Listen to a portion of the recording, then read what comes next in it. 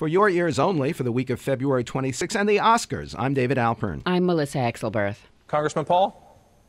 Consistent. Senator Santorum? Courage. Governor? Resolute. Mr. Speaker? Cheerful. What? Come on, baby, don't you want to go? Same old place, sweet home Chicago. The Republican presidential candidates drew cheers and laughs at their last debate with one-word self-definitions, but without that much really to cheer about. Rick Santorum entered as the new frontrunner, even in Mitt Romney's home state of Michigan, but under unaccustomed scrutiny found himself slipping back to rough parity with Romney, while Newt Gingrich and Ron Paul remained far behind. And though President Obama sang the blues at a White House music night, many polls showed him at least narrowly ahead of all Republicans nationally, with rising job approval that at one point last week matched that of President George W. Bush at the same point, 49%. Meanwhile, the race was being reshaped on an almost daily basis by improving economic factors at home, continuing weakness in the Eurozone, reemerging social issues including contraception and abortion, as well as mixed readings on the Iranian nuclear threat and mounting horror at the massacres in Syria, but fears over the costs and consequences of intervention. To consider these factors and more for your ears only, we're joined again by Julian Zelizer, Princeton Professor of History and Public Affairs. His books include Arsenal of Democracy, The Presidency of George W. Bush, a First Historical Assessment, and now Governing America, The Revival of Political History from Princeton University Press. Welcome back to the program. Thanks for having me. Is the persistence of Romney a testament to his political skill and unmatched war chest, or the weakness revealed in each not-Romney alternative as he comes into the spotlight? I think it's a little of both. I think Romney has shown some capacity not only to be disciplined and remain steady, but to overcome the many gaffes that he's been making in the last few days. He doesn't tend to panic. At the same time, you have two weak opponents. Gingrich and Santorum are both extraordinarily flawed. And so you have this mishmash of a weak frontrunner who can remain steady and remain in the front, and challengers who won't go away but are not strong enough to win. So what's your bet on Romney still managing to win the necessary delegates, if not their hearts, or a messy brokered convention, maybe a nominee not yet in the race? Florida's Jeb Bush, New Jersey's Chris Christie, Indiana's Mitch Daniels. You know, a messy brokered convention's becoming more possible. I think it wasn't likely about a month ago. But what I think people underestimated was Newt Gingrich's ability to really cause damage and to destroy his own party if he wants to. So right now it depends what happens in the next cycle. If Romney can win two or three big ones, I think he could put the Santorum unrest away. But if he doesn't, I think we might be going to the summer. Were you surprised that jobs were mentioned so little in the last GOP debate? And does it suggest the improving economy is being replaced in the campaign by social issues? It is, and I think a lot of Republicans are uneasy with that. The improvement of the economy has stolen the thunder of the Republican claim that this is Obama's greatest vulnerability. And at the same time, Rick Santorum, one thing that he has done is push this campaign to a whole new set of issues, social and cultural issues that many Republicans don't want to talk about because they don't think it's a winning ticket.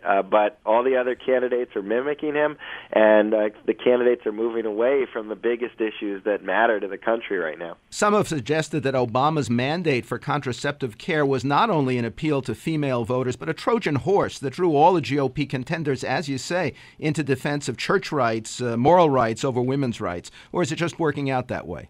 Well, it's hard to tell, and we'll have to wait a few decades to see what happened in the White House, but it's not impossible. Look, President Obama is surrounded by some pretty savvy political operatives, and you can see how he might throw some issues out there as lure for the Republicans to bait them into talking and focusing on the kinds of issues that won't do well for them in the election. What impact on national politics do you see in the retreat by Republicans in Virginia over invasive transvaginal ultrasound tests for abortion seekers and an anti-abortion bill defining personhood as starting with conception? Well, you have a tension. On the one hand, you have some of the candidates like Santorum trying to push the party to the right, but what we're seeing in Virginia, we also saw this in Congress a bit with the payroll tax deduction.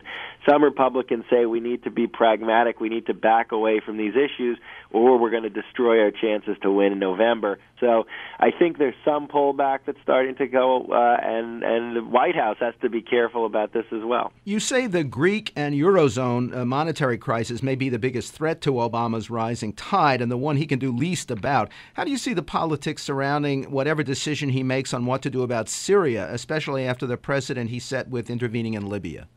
I think Syria, unless it unfolds into something that poses an immediate danger to the United States as opposed to a real mess in the Middle East, is something the president can contain.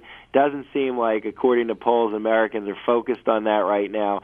So he has to be careful. He can't intervene too much, but I think that's a problem he can avoid. Europe, on the other hand, has direct consequences on the stock market. And if you have any kind of financial freefall collapse, as we saw in 2008, that's the kind of thing that could doom his presidency. What about the politics of Iran in the U.S. presidential campaign? The UN watchdog agency last week reported accelerated processing of nuclear material by Tehran and continued stonewalling on inspections. But administration sources are stressing no evidence yet of a real weapons program. It's kind of the reverse to the run-up to the invasion of Iraq. Does Obama have to do something or just keep Israel from attacking? Well, we don't know if he wants to keep Israel from attacking at this point. There's some who say the administration would be fine with that. Let someone else do the attacking, and the United States can benefit but keep its hands clean.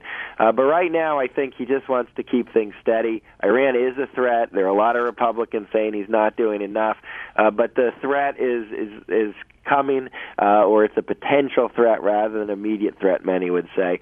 So I think he needs to contain this. It's like, the containment of the Soviet Union. Right now the focus is on simply containing Iran so it doesn't become a bigger issue. And how do you react to both the president's budget 2 weeks ago and the Romney counterproposal this last week in substantial terms?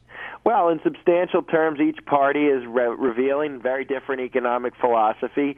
The president has embraced a stimulative, progressive budget that would pour money into the economy and try to get the economy moving, not just recovered, but to create a more robust economy. Romney, more predictably, is focused on, cutting government, cutting taxes, and following the Reagan Revolution to its culmination. Although Romney did make a classical gaffe, as some have defined it, that is speaking the truth accidentally, when he told an audience last week that cutting was not the only necessary ingredient for recovery. And some party leaders, conservative leaders, immediately took him to task for it. Yeah, Romney's inner moderate is always a problem for him, and he says things that my guess is he believes and that reflect his experience as governor. He understands you can't do drastic cuts and not have a deflating effect on the economy, but he can't say these things. He's in a primary right now where he has to show his right-wing credentials, and I think that keeps happening. Julian Zelizer is a professor of history and public affairs at Princeton. His books include Arsenal of Democracy, The Presidency of George W. Bush, a First Historical Assessment, and now Governing America, The Revival of Political History from Princeton University Press. Quote from the news, anybody who tells you we can drill our way out of this problem doesn't know what they're talking about or just isn't telling you the truth. That was President Obama disdaining Republican proposals for combating the recent spike in oil and gas prices. Next, inside the Arab Spring and the challenge ahead. For your ears only.